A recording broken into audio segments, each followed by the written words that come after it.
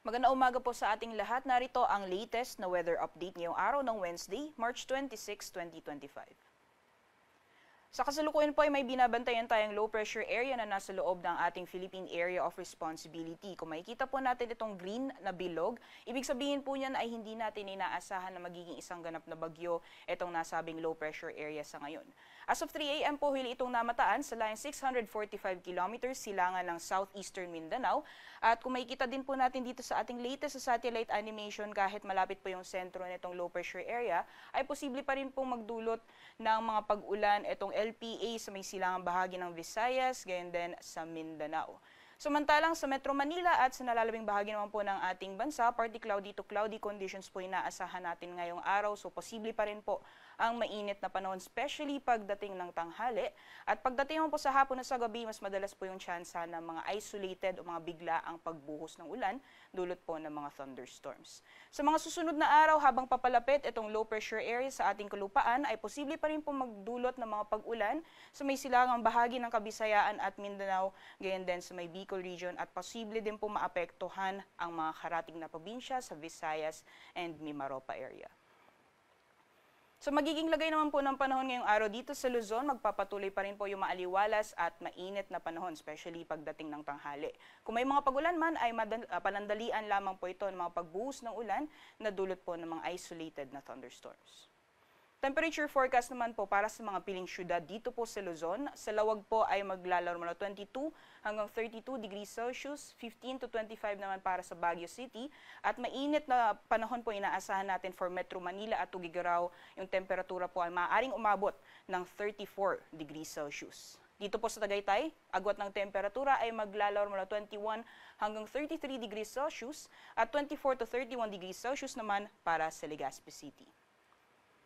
So magiging ilagay naman po ng panahon for the rest of the country dahil po sa epekto nitong low pressure area, asahan po natin ang makulimlim na panahon sa bahagi po ng Eastern Visayas, Central Visayas, Siquijor, Caraga at Davao Region. At yung mga nabanggit po na lugar ay posible pa maranasan yung mga kalat-kalat, mga pagulan, pagkidlat at pagkulog.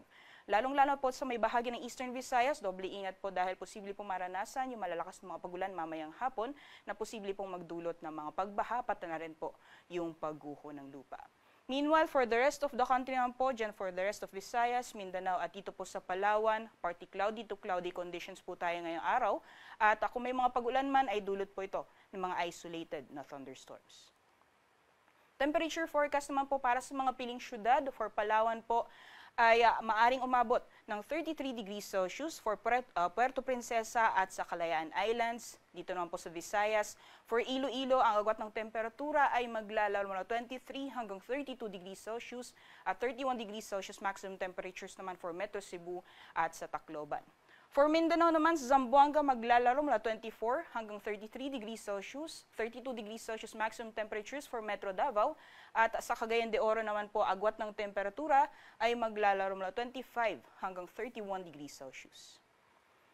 Kahapon naman po, ayon sa ating pagtala, ay yung heat index po na naitala dito sa Metro Manila ay umabot po ng 37 hanggang 38 degrees Celsius. At yung pinakamataas naman pong naitala kahapon ay naranasan po sa Dagupan City, Pangasinan, na umabot po ng 47 degrees Celsius. Sinusundan po yan ng Vera Catanduanes at Pili Camarines Sur na umabot ng 45 degrees Celsius at sinusundan naman ng Baler Aurora, San Ildefonso, Bulacan, Legazpi City, Albay at sa Butuan City, Agusan del Norte na umabot naman ng 42 degrees Celsius.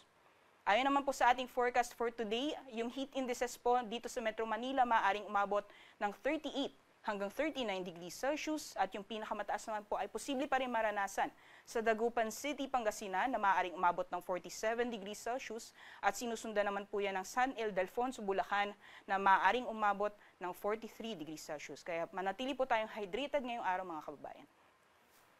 Sa kalagayan naman po ng ating karagatan, wala po tayong gale warning or babala sa matataas na mga pag-alon kaya malaya pa rin mga kalayag ang ating mga kababayan sa ngayong araw. Sunrise po natin ay 5:56 a.m., sunset naman ay 6:08 p.m. Para sa karagdagang impormasyon, bisitahin lamang po ang aming social media accounts, pati na rin po ang aming website pag-asa.dost.gov.ph. At yan lamang po latest mula dito sa Pag-asa Weather Forecasting Center. Ako po si Ria Torres, magandang umaga po at ingat po tayong lahat.